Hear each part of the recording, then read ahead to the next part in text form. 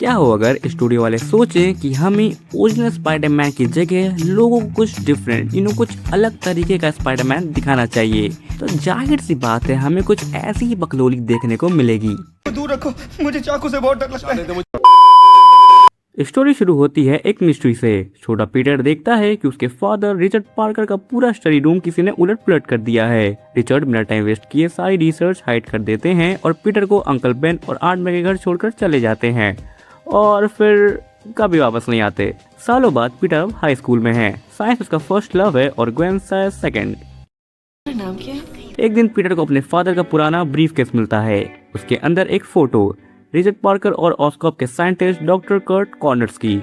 बस फिर बंदे में क्यूरियोसिटी जाग जाती है और अगले ही दिन बंदा फेक इंटर्न बन के ऑस्कॉप घुस जाता है। वहाँ पीटर को पता चलता है कि कॉर्नर्स क्रॉस स्पीसीज जेनेटिक्स पर काम कर रहा है। सिंपल वर्ड्स में छिपकली का रीजनरेशन इंसान में ट्रांसफर करना। लेकिन पीटर का असली टैलेंट क्या है? रिस्ट्रिक्टेड एरिया का बोर्ड देखकर उसी रूम में घुस जाना। और वहाँ वही होता है जो हर पीटर के साथ होता है, स्पाइडर पीटर को काट लेता है। कांग्रेचुलेशन मेरे भाई, अब तुम कोई नॉर्मल स्टूडेंट नहीं रहे। अब तुम उछल कूद कर सकते हो, फ्लैश को नीचा दिखा सकते हो और लेकिन पावर्स मिली हैं तो कुछ खोना ही पड़ेगा। तो या गुड बाय अंकल बेन। उधर डॉक्टर कॉर्नर्स भी अपनी मिसिंग आर्म वापस लेने के चक्कर में खुद पर एक्सपेरिमेंट कर लेता है।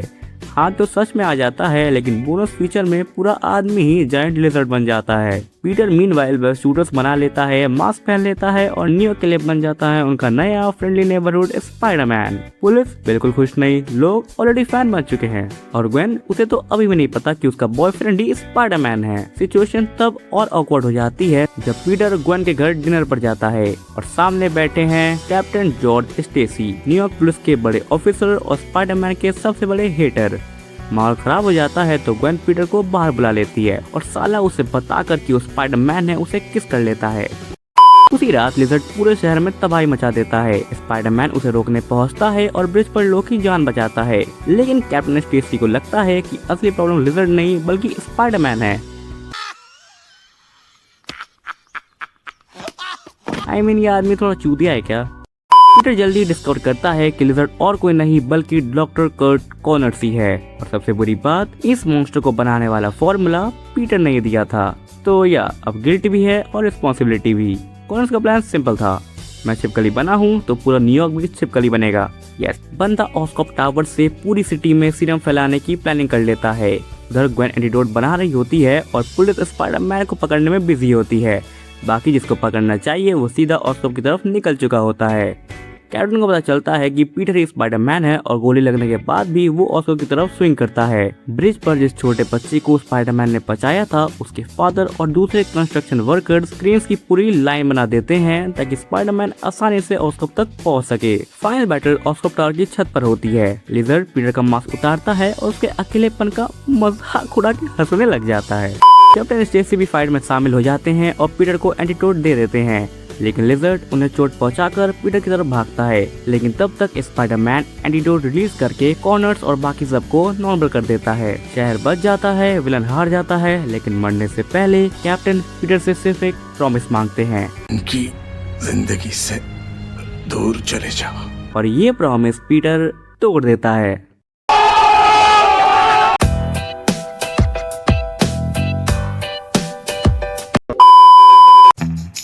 कहानी शुरू होती है पीटर के पेरेंट्स से। भाई क्यों दिखा रहे हो इनको, हमें नहीं जानना यार इनके बारे में। तो रिचर्ड और मैरी पार्कर एक सीक्रेट रिसर्च को गलत हाथों में जाने से रोकने की कोशिश करते हैं, लेकिन प्लेन में उन पर अटैक होता है और दोनों अपनी जान दे देते हैं। क्या कोई मुझे बताएगा इस सीन का मूवी से क्या लेना देना?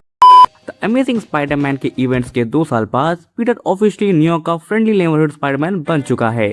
बंदा फुल स्पीड में रशियन गैंगस्टर को चेस करके उसे नंगा कर देता है। उसके बाद सीधा अपनी ग्रेजुएशन में पहुंचता है और ग्वेन को सबके सामने किस करके सबकी जला देता है।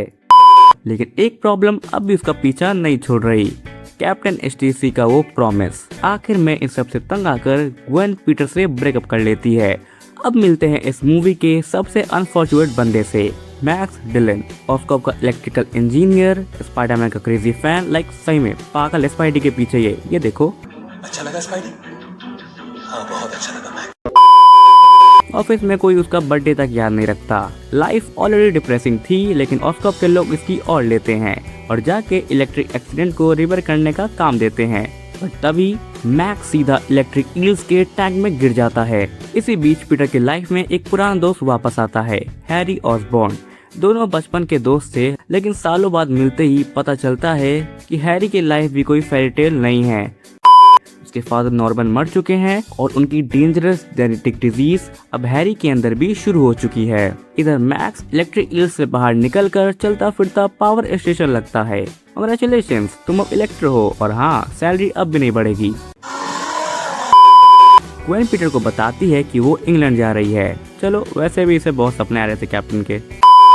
इधर हैरी को लगता है कि स्पाइडरमैन का ब्लड ही उसकी लास्ट होप है। प्रॉब्लम, स्पाइडरमैन तो पीटर ही है और पीटर जानता है अगर उसने ब्लड दे दिया तो हैरी या तो बच जाएगा या फिर कॉर्नर से भी बड़ा मॉन्स्टर बन जाएगा। रिस्क बहुत बड़ा था, इसलिए पीटर मना कर देता है। उधर इलेक्ट्रो को जेल में कैद कर दिया जाता है। पीटर भी फाइनली अपने पेरेंट्स की मिस्ट्री का सच ढूंढ लेता है। उसे पता चलता है कि रिचर्ड पार्कर कभी ट्रेटर थे ही नहीं, वो तो अपनी रिसर्च को बायोलॉजिकल वेपन बनने से रोक रहे थे। और सबसे बड़ा ट्विस्ट, इस पार्ट जिसने पीटर को पावर्स दी थी उसका डीएनए रिचर्ड पार्कर के डीएनए से लिंक था। मतलब स्पाइडरमैन बनना कोई एक्सीडेंट नहीं था, पीटर ही उस एक्सपेरिमेंट का राइटफुल सक्सेसर था। तब तक हैरी की कंडीशन और खराब हो चुकी होती है। फिर उसे पता चलता है कि ऑस्कॉप के सीक्रेट लैब में स्पाइडर प्रोजेक्ट का वेनम अभी रखा हुआ है। बट तभी ऑस्कॉप उसे सीईओ की कुर्सी से भी निकाल देता है। हैरी इलेक्ट्रो के साथ डील करता है कि वो उसे ऑस्कॉप के अंदर ले चले और वो उसे यहाँ से आजाद कर देगा। हैरी वेनम इंजेक्ट कर लेता है, लेकिन क्योर की जगह सिस्टम करप्ट हो जाता है और गॉब्लिन अपडेट सक्सेसफुली इंस्टॉल हो जाता है। उधर पीटर गन को रोककर ब्रिज पर उसके लिए वेब से लिखता है और कहता है कि वो सही थी, उसके लाइफ का रास्ता वही है और वो भी उसके साथ लड़ने चलेगा। फाइनली सब कुछ ठीक लगने लगता है, लेकिन सिंस ये स्पाइडरमैन मूवी है, अब असली दर्द शुरू करते हैं। इलेक्ट्रो पूरे न्यूयॉर्क की इलेक्ट्रिसिटी एब्जॉर्ब करके वॉकिंग न्यूक्लियर रिएक्टर बन चुका होता है। स्पाइडरमैन उसे रोकने जाता है, ग्वेन भी पीछे नहीं हटती, भले ही पीटर कितना ही मना करे। दोनों मिलकर प्लान बनाते हैं, इलेक्ट्रो को इतनी पावर दो कि वो खुद ओवरलोड हो जाए। प्लान रिस्की था, लेकिन काम कर जाता है। इलेक्ट्रो फाइनली खत्म, सिटी बच जाती है, लेकिन मूवी अभी भी खत्म नहीं हुई, जबकि हो जाना चाहिए था। हैरी, जो अब ग्रीन गॉब्लिन बन चुका है, जैसे ही वो ग्वेन को देखता है उसे समझ आ जाता है कि स्पाइडरमैन पीटर पार्कर ही है। गॉब्लिन ग्वेन को लेकर क्लॉक टावर की छत पर पहुंच जाता है। फाइट के बीच ग्वेन नीचे गिर जाती है। पीटर तुरंत वेब शूट करता है और एक सेकंड के लिए लगता है कि वो उसे बचा लेगा, लेकिन वो ग्वेन की जान नहीं बचा पाता। मैं तुम्हें कुछ नहीं होने दूंगा ग्वेन। ग्वेन के जाने के बाद पीटर स्पाइडरमैन बनना ही छोड़ देता है। शहर में क्राइम फिर बढ़ने लगते हैं, लेकिन एक दिन वो ग्वेन की ग्रेजुएशन स्पीच दोबारा सुनता है और जब राइनो पूरे शहर में तबाही मचा रहा होता है, स्पाइडरमैन एक बार फिर वापस आ जाता है, क्योंकि हीरो गिर जरूर सकता है लेकिन रुकता कभी नहीं। और इसी इमोशनल एंडिंग के साथ द अमेजिंग स्पाइडरमैन 2 की भी कहानी खत्म हो जाती है।